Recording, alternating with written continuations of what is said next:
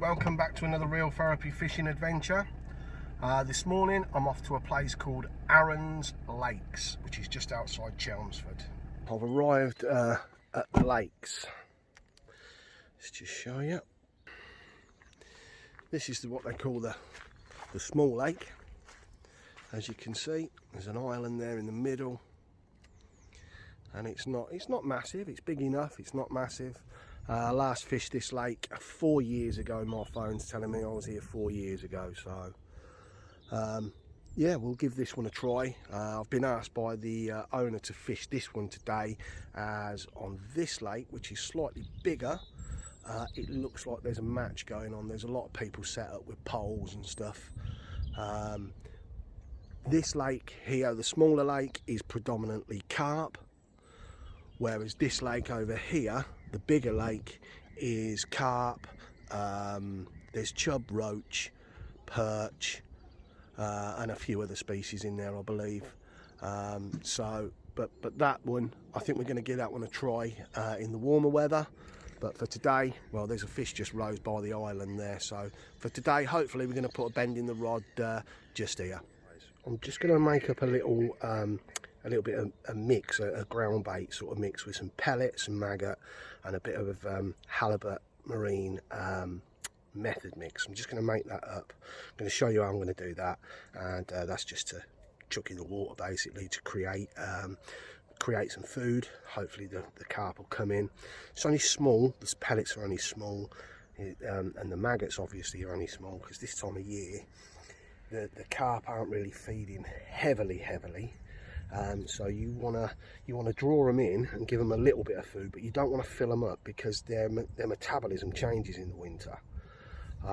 So you know, you just want to get them in, entice them in, a little bit of food to keep them interested, and hopefully they'll pick up your hook bait, whatever that be. A boilie, you can use boilie, luncheon meat, maggot, you know, more or less what you want, bread flake.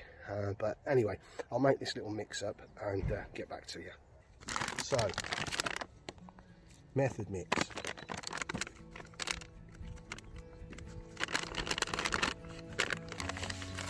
Put a good bit of that in a bowl.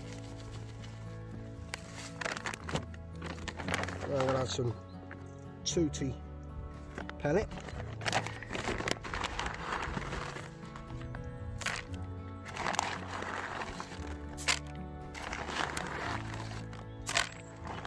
Three of them.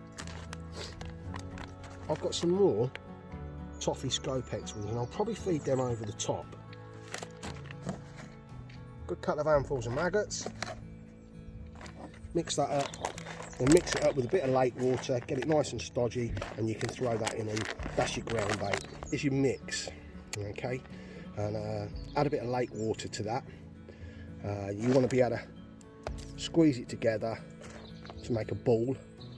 And when it hits the water, you know, it breaks up, all the pellets and the maggot drop to the bottom, and this is what the carp come in to feed on. And then you can, like I say, use a piece of meat, piece of corn, bread, whatever you got on your hook bait, and hopefully they'll pick that up. I'm finally set up. What I'm fishing today is I'm fishing a float rig today. So this is my little float. It's already pre-weighted, and I've just held it between a couple of shot, number 4 shot they are, and then I've got a number 4 shot further down the line, and a size 12 barbless hook. And I'm going to load this hook with maggots, fish some of that ground bait, and then cast maggot and a bit of pellet over the top, and hopefully that will draw the carp in. We'll see if I get any. Right, I'm out, got my float out, I've baited up, just a waiting game now. I'm not too far out. See if I can show you it.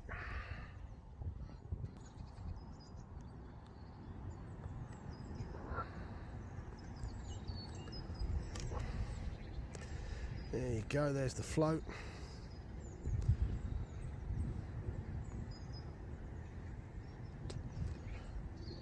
Just got to wait now, see if the carp come along. I've finally caught one, guys. Here he is. He's a nice mirror carp. I suppose he's £2 or £3 maybe. But yeah, we're off the mark. We haven't blanked. I've got another one on. Here he comes. Alright, gonna net him and get back to you. Another nice little carp. This one's a common carp this time. You can tell that by all these, he's fully scaled, whereas the mirrors tend not to be. And the scales are different on the commons to the mirrors. But yeah, so that's number 2. I've had to completely change what I'm doing. I'll show you that in a minute though. But yeah, number 2, so let's get him back in. I've changed tactic. I'm using one of these type feeders. So it's a feeder. It's got like a cage on it, a metal cage on it, and it just runs, and it runs up and down the line, and then what, 4 inches away from that is the hook. And I'm actually using chickpeas at the moment. They seem to be liking that, so that's what I've had to change to, and hopefully we'll get some more. This is the feeder that I was talking to you about, and it just slides up and down. Okay, so it's free running. Okay, so there's my chickpeas, and all you do with this is just literally pack a bit of bait around it, squeeze a bit of bait around it like that, a bit of this ground bait.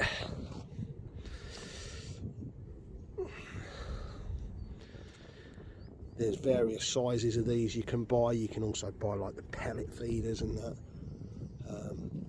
But this ground bait has got everything in it. As you can see, there's a bit of maggot in there. There's a bit of pellet in there. Your casters, a lot. So, and that's it. And then you just cast that out and sit back and hope for the best. So there we go. So that's it like that. Some people press this into the hook bait into the feeder. You can do that. I don't, but there you go. Another nice little common. Oh, he's getting a bit. Another nice little common carp. There he is. I suppose he's what? Yeah, I suppose he's a couple of pound. Nice. Get him back. So here we go. We're out again.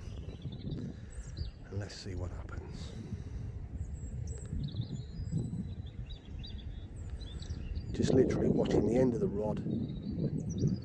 If you get a carp, usually you'll know about it.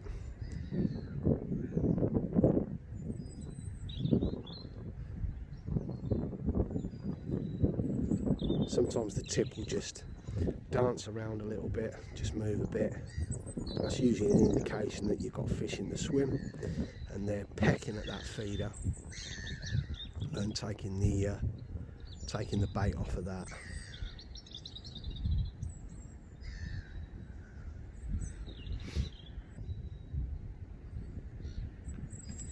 There you go.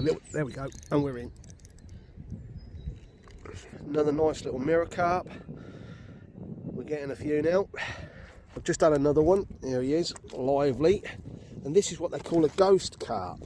If you look on top of him, his markings here, if I can get him to stay still for a minute. There you go. Look at how nice he is on top. And how pale he is down the side here. They call him a ghost carp. Settle down. There's a better shot of him. Lovely little ghost carp there. The owner was actually telling me about these earlier, that there's quite a few in here now. So, and I'm lucky enough to have had one. So there we go. Lovely.